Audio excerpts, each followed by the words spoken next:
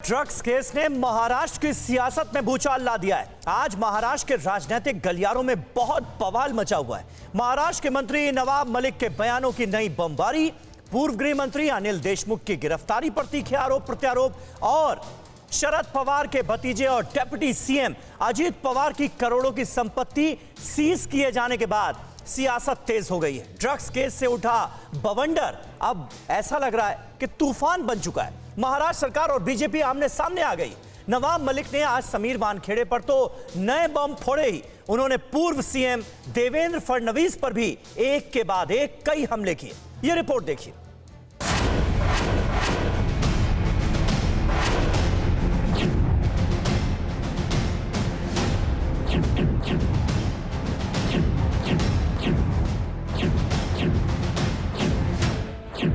Deputy CM की करोड़ों की संपत्ति कुर्क,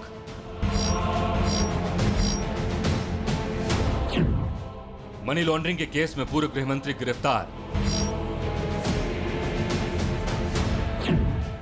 पूर्व मुख्यमंत्री और मंत्री में ठनी लड़ाई, क्रूज ड्रग केस से शुरू हुई लड़ाई अब महाराष्ट्र का सियासी संग्राम बन गई। महाराष्ट्र के मंत्री और एनसीपी के कद्दावर नेता नवाब मलिक ने पहले समीर वानखेड़े पर हमले किए, वानखेड़े पर इल्जामों के बम फोड़े।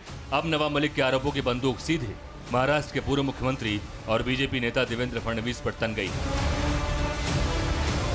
नवाब मलिक ने प्रेस कॉन्फ्रेंस करके फडणवीस पर कई हवाई फायर भी कर डाले। फडणवीस के बम फोड़ने से पहले नवाब ने उन पर गोली दाग दी। अंडरवर्ल्ड से कनेक्शन के इल्जाम पर नवाब मलिक ने पहले सफाई दी, फिर फडणवीस पर हमला बोला। कल देवेंद्र जी ने ये कहा कि मैं दिवाली के बाद बम फोड़ूंगा, आपको इंतजार करने की जरूरत नहीं है। कहा गया कि नवाब मलिक के अंडरवर्ल्ड कनेक्शन है। 62 साल का जीवन इसी मुंबई शहर में बीता। किसी माई के लाल में हिम्मत नहीं कि नवाब मलिक किसी अंडरवर्ल्ड से जुड़ा हुआ है, ये कभी उंगली भी उठाकर मेरे तरफ दिखा सके।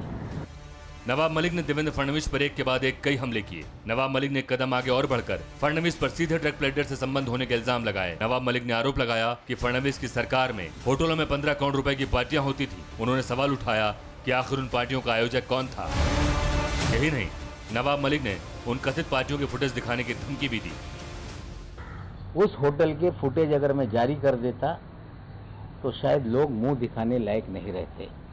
4 सीजन होटल में लगातार ड्रामा लेट्स प्रेडिक्ट मैक इस तरह की पार्टी का आयोजन होता रहा। रात भर जश्न चलता था। 15-15 करोड़ रुपए की पार्टी का आयोजक कौन था? क्या आपको जानकारी नहीं थी?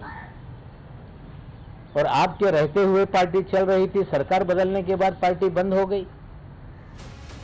दरअसल नवाब मलिक ने सोमवार को देवेंद्र फडणवीस की पत्नी अमृता फडणवीस पर आरोप लगाए थे। नवाब मलिक ने कहा था कि ड्रग पेडलर जयदीप राणा के गाने की फाइनेंसिंग फडणवीस की पत्नी ने की थी। इस पर भड़के देवेंद्र फडणवीस ने दिवाली के बाद नवाब मलिक पर बम फोड़ने की चेतावनी भी दी थी। साथ ही नवाब मलिक के अंडरवर्ल्ड से कनेक्शन को लेकर खुलासा करने की बात कही थी। अब उन्होंने एक फुलझड़ी जलाई है तो बम तो फूटेगा और दिवाली के बाद फूटेगा। और दिवाली के बाद नवाब मलिक इनके अंडरवर्ल्ड के साथ क्या संबंध है, इसके सबूत मैं आपको भी दूंगा और राष्ट्रवादी कांग्रेस पार्टी के जो अध्यक्ष है श्री शरद पवार जी, इनको भी मैं वो सबूत दूंगा। मंगलवार को नवाब मलिक ने नए सिरे से फडणवीस पर हमला बोला। उसके बाद समीर वानखेड़े पर भी वसूली का धंधा चलाने का आरोप लगाया। नवाब मलिक ने कहा कि महाराष्ट्र में राजनीतिक संरक्षण के तहत ड्रग्स का धंधा और उगाही का खेल चल रहा है। नवाब मलिक यही नहीं रुके, उन्होंने समीर वानखेड़े के कपड़ों, घड़ी और जूतों तक पर सवाल उठाए। लेकिन समीर वानखेड़े की शर्ट 70,000 रुपए की क्यों होती है? हर दिन नया कपड़ा पहन के क्यों आते हैं? मोदी साहब से भी आगे निकल गए। पतलून लाख रुपए की, पट्टा 2 लाख रुपए का, जूता 2.5 लाख रुपए का, घड़ी 50 लाख रुपए की, 25 लाख रुपए की, 30 लाख रुपए की। एक अपराइट अफसर, वे सारी तस्वीरें आप लोगों को दे दूंगा।